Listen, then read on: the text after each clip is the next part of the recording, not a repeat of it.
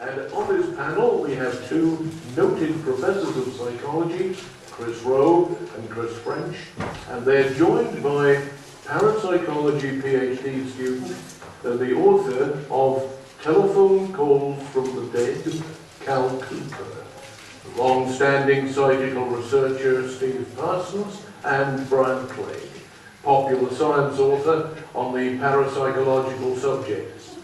And the panel will ask, has parapsychology achieved anything? Over to the panel. Hello and welcome to this afternoon's first panel. I'm delighted with the illustrious lineup here today, and I thought that I would begin by asking the obvious question. I think to a greater or lesser extent, the majority of our panel today could be described as parapsychologists, whether they would accept that label or not. And so I'm going to start by asking a simple question, not the question for the whole panel, not the question that the panel is about, but another question, which is, as a parapsychologist, have you achieved anything personally, career-wise? What a tough question to start with. I think a parapsychologist's role is manifold. I think there's a sociological aspect. An important part of what I do is to disseminate information and educate people on the status of parapsychology. That includes describing what psi isn't, as well as what psi is. It's about populating the next generation of academics, people like Cal Cooper here, having them achieve their PhDs and start to research and teach in other universities. So we've been reasonably successful in doing those kinds of things at Northampton. And then also trying to devise ways of testing for various psi hypotheses in ways where we learn something at the end of the process, whether the outcomes are significant or non-significant. It's kind of for others really to decide whether I've been successful in that. But looking back, in terms of the primary outcomes of the ESP and PK experiments that I've conducted, around about 50% have been statistically significant in the principal outcome measure, which in our area I think is a reasonable achievement. So I think we're kind of onto something that's worth persevering.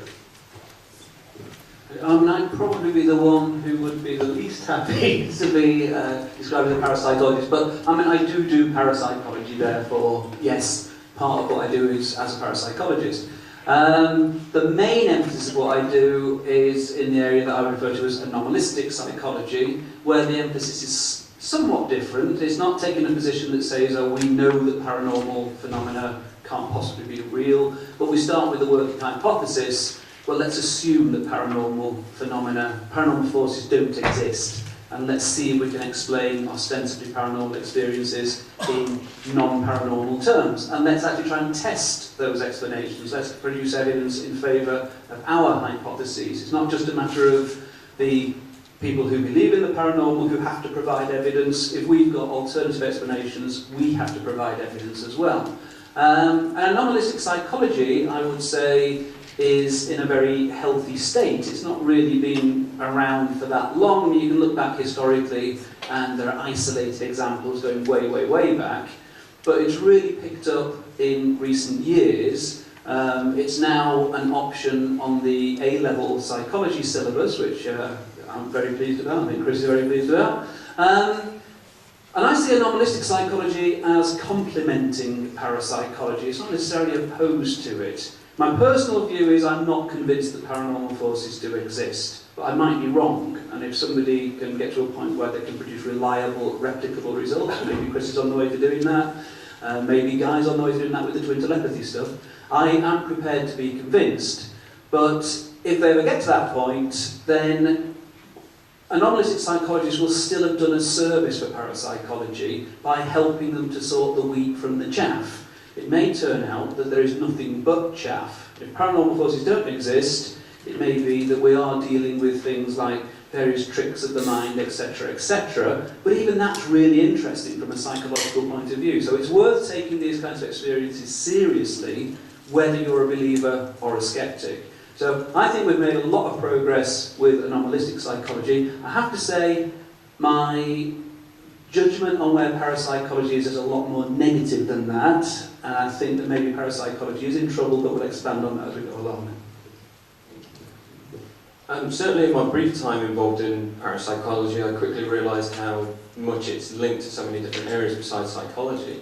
My own background's in psychology, but I've worked on papers that look at Egyptology, working with Hannah and Jack. I've seen their views from sociology and anthropology, and also Steve with physics as well.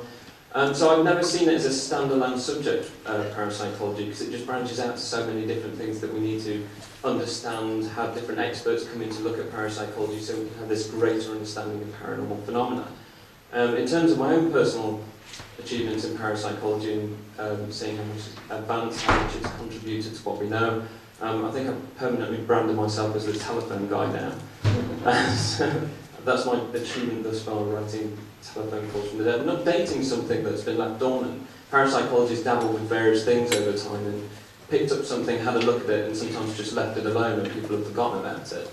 And for me that was a big achievement. It was a small step forward, but in terms of my own kind of progression in parapsychology, I thought it was interesting that people were having such experiences with the telephone, and then throughout the rest of parapsychological literature it wasn't really mentioned again, which is why 30 years on, after Scott Rogo and Raymond Bayliss looked at it, I then went to see what was happening with modern day cases, with text messages, with emails, mobile phones.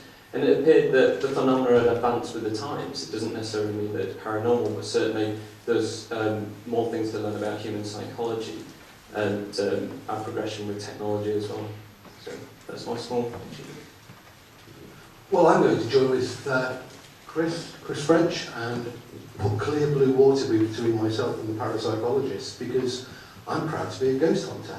And yeah, that's rather a strange thing to have on the panel. What has parapsychology achieved? But before we answer that main question, I guess Ghostbuster has become Mythbuster in terms of personal achievements, because looking at many of the myths that surround the question of spontaneous cases, apparitions and hauntings, it's become quite clear that a lot of these myths are propagated not just by the paranormal community themselves, in terms of, for example, the All, but also from inside academic parapsychology.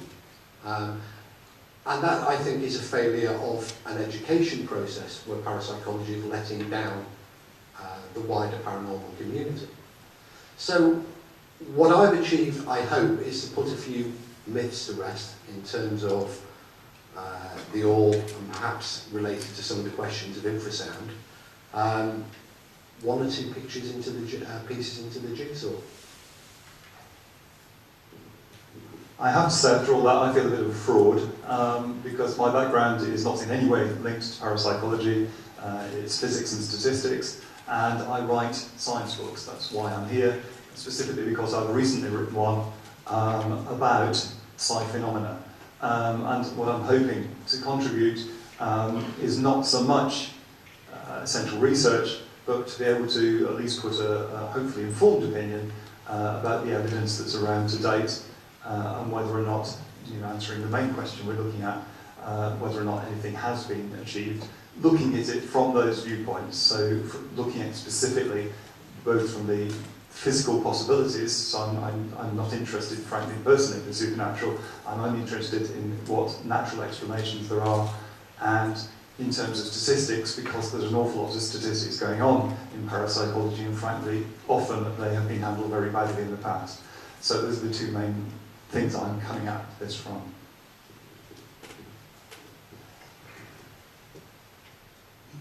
I'm now tempted to make a really bad joke about parapsychologists and an anomalistic psychologist and a ghost hunter walking into a bath.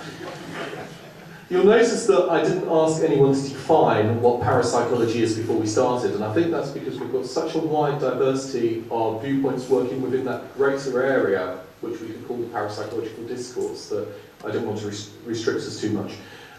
One of the things that I've often stated, which upsets people, is that parapsychology is a non-science. In that, not that it's not scientific in its methodology, but in that its subject matter, if it is proven, if say Chris proves ESP or PK effects to be reliant, replicable and consistent and falsifiable, they will then enter science proper, and they will be lost to the discipline of parapsychology. Do people think that's a fair assessment? that parapsychology has become a clearinghouse for anomalies and mysteries that will be eventually incorporated into mainstream science or discarded into the junk bin of pseudoscience? No, I wouldn't say so. I think particularly in this country, a key political decision was made, influenced by people like Sue Blackmore and Robert Morris maybe 20, 25 years ago, to make sure that we think of our definitions of parapsychology in terms of paranormal experience and how we can best explain those experiences. And that leaves it very open to the idea that actually anomalistic psychology and parapsychology are really different aspects of the same approach or kind of method, really, but we've got the same kind of interest at heart. I think that helps us in a number of ways. It means that if we end up with some mundane accounts for certain classes of experience, in terms of, for example, sleep paralysis, that still falls within the remit of parapsychology. What we're most interested in is providing members of the general public with adequate accounts or explanations for experiences that they've had that they may find troubling. And if that is in normal terms, then so be it, that's absolutely fine. I guess probably the key difference between somebody like Chris and myself is that we still leave the door open to the idea that perhaps some of these phenomena may be a little bit more difficult to account for in this glib way, using standard psychological phenomena constructs, and might need us to talk in some new terms as well, and maybe some new phenomena. This is all against the backdrop that we're not creating phenomena. The world is as it is, and all we're attempting to do is to document it. So we're not here striving to create new phenomena, we just want to best understand them. Yeah, I think there's a danger sometimes with these kinds of discussions to get a bit too hung up on the semantics. And not to take away from the point that CJ's just made, I think that is a valid point. There have been phenomena in the past where people speculated whether or not they might be paranormal. Bats, navigational systems, for example, until they realised it was a kind of form of sonar, people seriously entertained the idea it might be some kind of paranormal ability. The moment it was discovered it wasn't, it's not parapsychology anymore, it's not, it's mainstream science. I'd probably take, I think, what's probably a minority position for skeptics, insofar as I have moved, I used to be a kind of complete believer in all things paranormal, but I used to be a believer very much so. When I first kind of became a skeptic, I was convinced that parapsychology was a pseudoscience, just full stop, end of the story. I've revised that position, and I'm now I argue that science is basically, it's a method, it's not an established body of knowledge.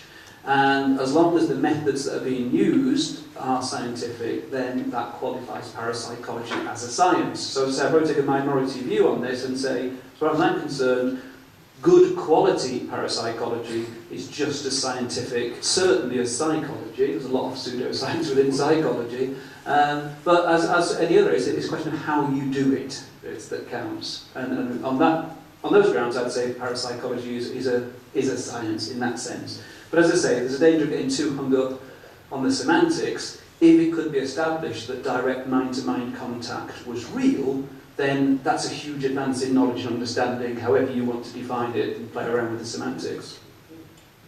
Yeah, I have to agree with Chris 1 and Chris 2. I've always seen parapsychology as a science, but I've also seen psychology as a science as well.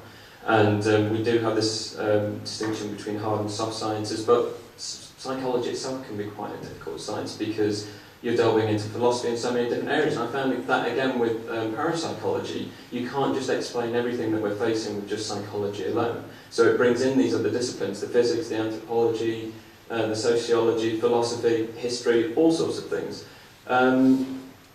You asked, is it a good thing whether things get labelled as parapsychological, and that was something that you kind of...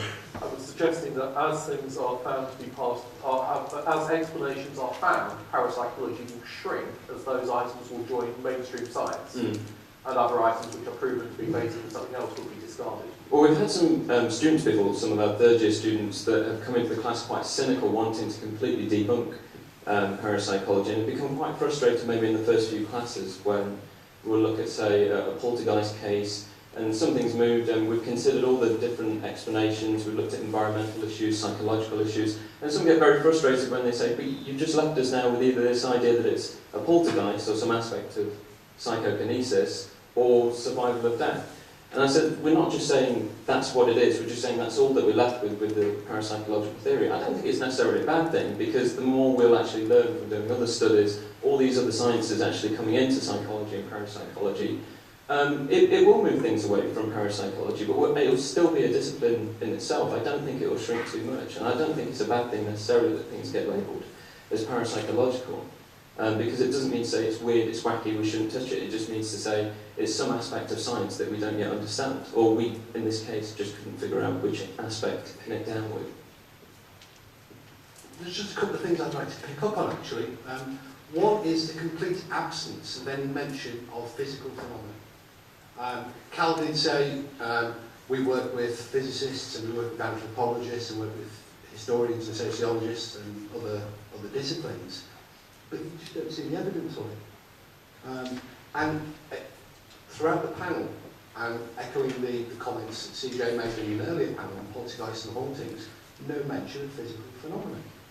It's like parapsychology has completely turned its back on physics and physical phenomena and assumed that it's all of the mind and therefore driven off in a complete direction relating purely to psychology, and essentially ignored a whole raft of very interesting phenomena that really ought to be properly examined and properly investigated using what Cal says a multidisciplinary approach, involving work from parapsychology and psychology, sociology, physics, a whole raft of science. Rather like archaeology is a multidisciplinary approach, then parapsychology really ought to have that same multidisciplinary approach, and not just lip service to the multidisciplinary approach.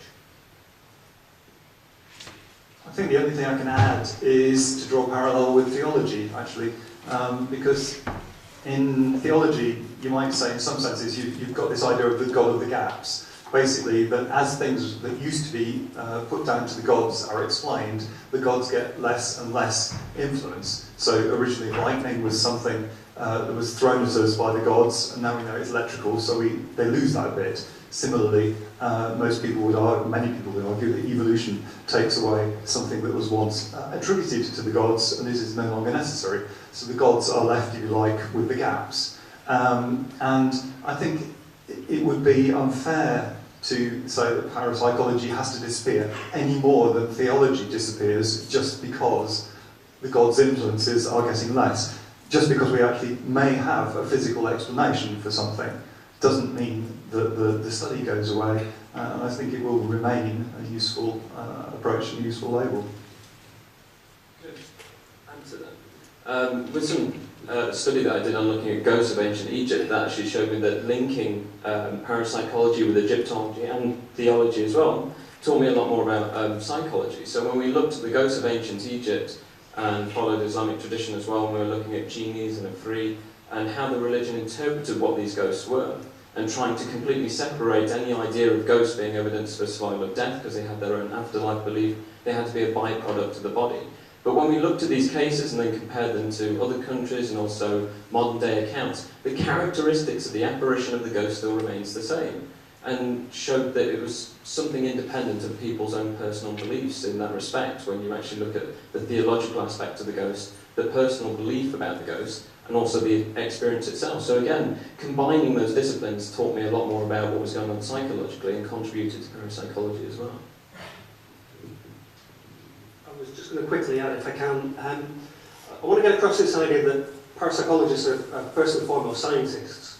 And so our interest is in trying to capture the lawfulness of coherence of people's everyday experience. We certainly don't have a vested interest in shying away from explanations, rather the opposite. And we're not particularly drawn to mysteries for the sake of there being mysteries. That's very much our starting point, but we don't expect them to be inscrutable. We do expect, with thorough and rigorous and systematic research, that we'll start to get an inkling as to what's underlying those phenomena, what lawful patterns they might express, and through that to understand what kind of mechanisms might be at work.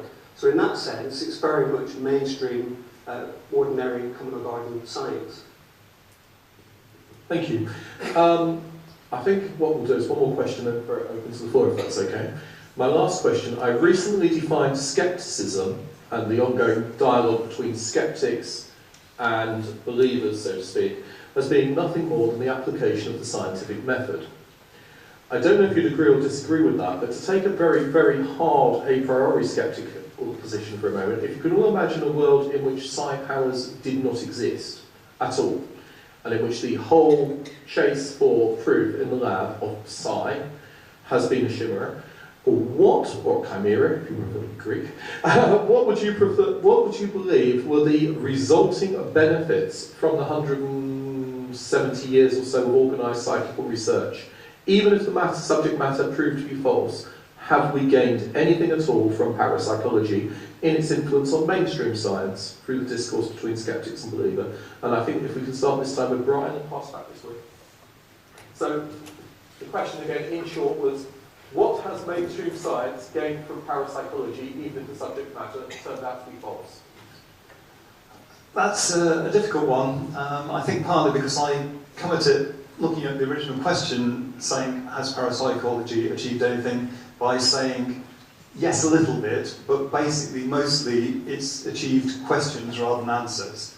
And I say that because, in my opinion, there have been two huge issues with the way parapsychology has been done for most of the time that it's been undertaken, which are basically, A, that it has struggled to control what it's handling, and I mean control in the scientific sense. So it has struggled to ensure that, say, cheating hasn't been taking place. And secondly, that is a struggle with statistics, because so many parapsychological results are based on statistics. And I draw a parallel with, if you imagine going out and trying to establish how many tigers that there are in a particular area of forest, my way of looking at it would be to go and look for tigers. As far as I can see, the parapsychological way of looking at it would be to go and look for bits of grass that's been bent and see if they bend in a particular way, count the number of bits of grass and see if it's statistically significant. Now, statistics is very important in science, using them properly is very important in science, but I do think that too much emphasis has been put on the statistical side because it's very, very difficult to get right, and so many parapsychologists have fallen over on the statistics. So I guess what I would probably say is that frankly they haven't given the rest of science an awful lot yet, but I hope they might be able to in the future. Well, the short answer's got to be no. But I better qualify that. In terms of, has mainstream science benefited from parapsychology? And the long answer is still no. Because it comes down essentially to looking at a problem. Okay, CJ said that, let's assume for a minute that psi doesn't exist, that there is no mind-to-mind telepathy, that there is no ability to affect the world around us using our brains. But that still doesn't recognise a whole raft of still ostensibly paranormal phenomena that we need to start to understand and to move into.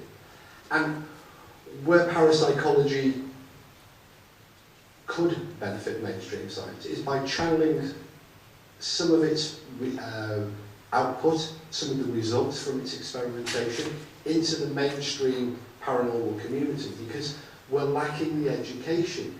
Every parapsychologist has got access to the various journals and the various articles and the research information, but very, very few paranormal investigators, to title them, have got access to that sort of information. So they're working often under a severe misapprehension, and parapsychology then gets to pick up the bits and becomes sceptical and becomes dismissive of those who would investigate these spontaneous types of phenomena.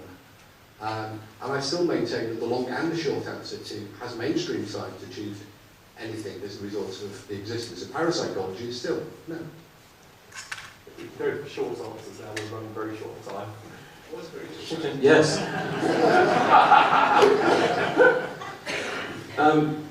Just to home in on just a particular aspect, and that I think has actually benefited from parapsychology would be my own PhD. So if we take CJ's idea again, if there's no such thing as psych, it doesn't exist.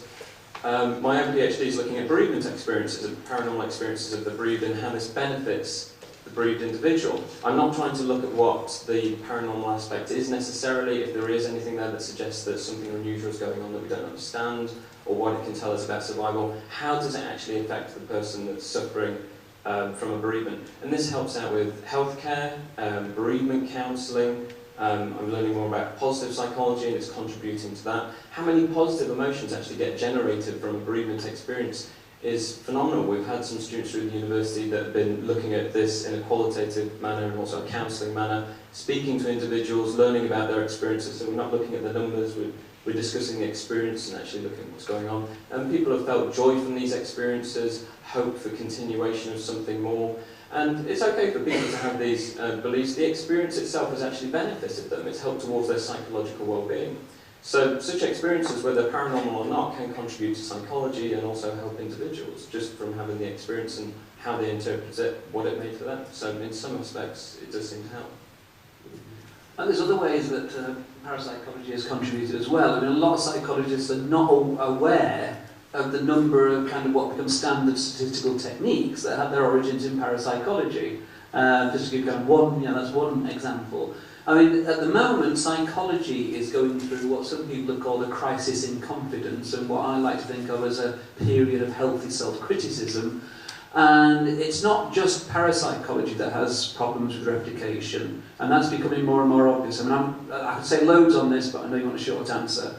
There's an increasing recognition that a lot of the effects that are published in mainstream psychology journals are probably spurious. They're the result not of deliberate fraud, although that does take place in psychology and parapsychology and every other science you can think of, but the result of questionable research practices. They're just giving yourself the benefit of the doubt at different points in the data collection, the data analysis, etc., which in and of themselves don't seem like major crimes, but cumulatively can have this effect of producing apparently significant results that actually are not based on real effects. Now that recognition within psychology has got dire implications for parapsychology.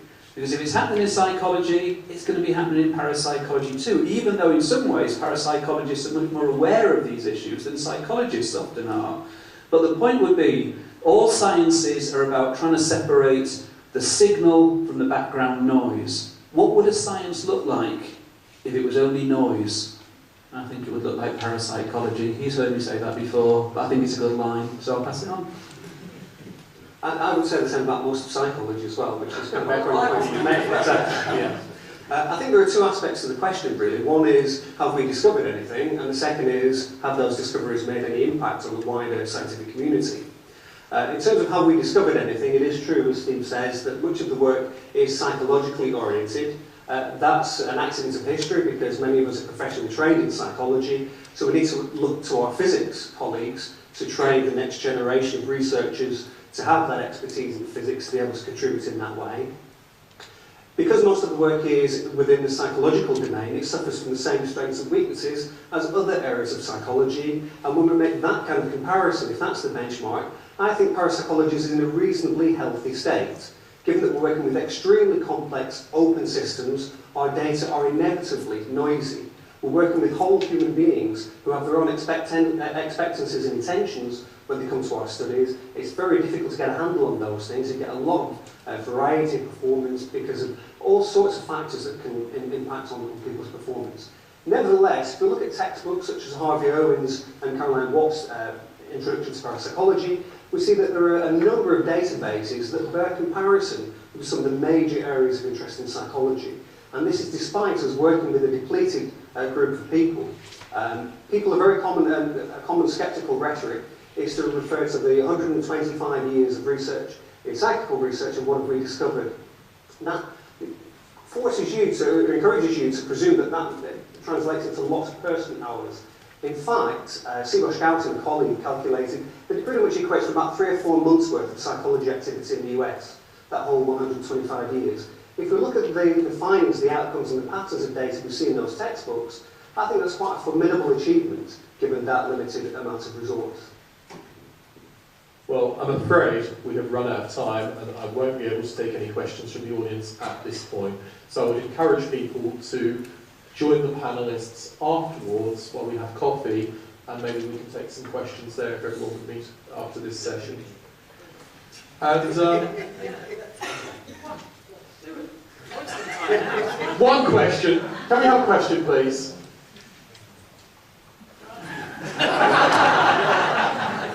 Come on, somebody ask a question. I've wasted even more time.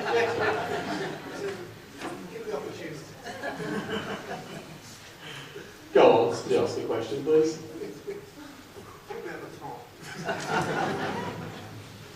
It's taking too long.